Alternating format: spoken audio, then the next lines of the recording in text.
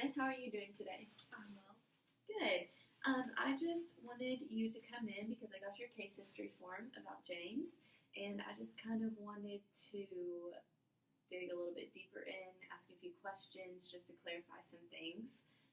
It should only take about 5 minutes of your time, but I just want to get a better idea.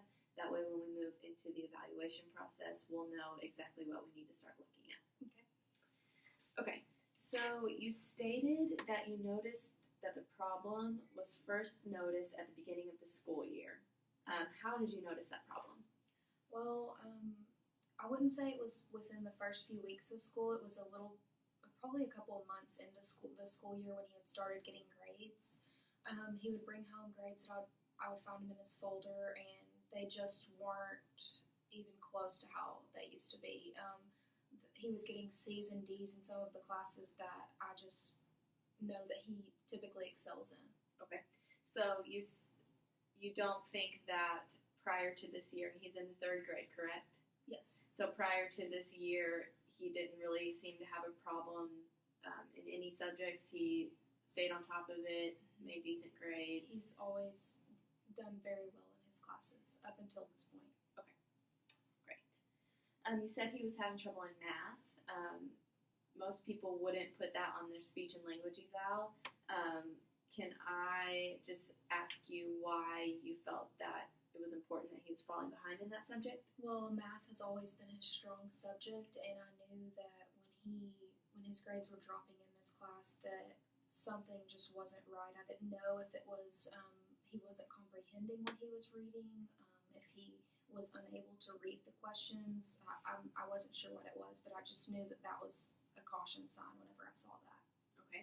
Have you noticed that this year in math has it been more reading oriented as opposed to just learning how to add, how to subtract? Are they starting to apply that knowledge more and using it in word problems and stuff like that? I think that it is more of a reading thing because it's not just in his math class that his grades are dropping, it's in other classes too, and I know that all of his classes require him to read and comprehend that reading to answer the questions.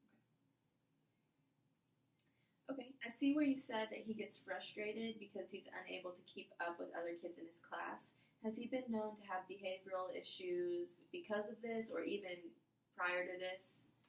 I wouldn't necessarily say behavioral issues. I just know sometimes when he does get frustrated for not being able to complete his homework lately, he will just not want to complete it. He will not have any motivation to do it, and he will just be done. Okay. So does he throw any sort of fits or anything, or does he kind of just shut down? And he basically shuts down, and I try to get him, John, we need to continue on with this. We've got to get this done. This is very important, and he'll just fold his arms and kind of give up on me. Okay. So you said in the case history form that when you kind of help him with his homework, you kind of read him the questions, and you said you think that he understands more when you read it to him as opposed to him just sitting there and doing it himself. Mm-hmm. Well, I first noticed that I would get his homework out of his folder and set it in front of him, and I would kind of look over his shoulder, make sure that he was getting the questions, and sometimes he would just sit there and he would just look at it. And I noticed that since he's getting more into the harder math classes where there are more word problems, I thought, maybe I should read the questions to him, make sure he's understanding them. And so I started doing that, and he really was starting to understand them better. He was getting the answers quicker, and it was a more efficient way of getting the homework done. Okay. So have you ever tried to, when you're helping him with his homework, have you ever tried to have him read the questions out loud? After I got to the point of reading them to him for a while, I would try to kind of transition into him reading them to me, and I noticed that he understands the just main simple words, but sometimes he will get stuck on words, and it'll take him a long, long time to get the word or even the entire sentence out, and that's what is causing the frustration as well, just because it takes him a long time to figure out and sound out those words, and they end up becoming choppy. Okay. Okay, well those are all the questions that I have for you. I appreciate you coming in. I know it was kind of a long trip for you to take just for a short interview, but I just kind of wanted to get a clearer idea of where we need to go as far as testing. So I really appreciate it.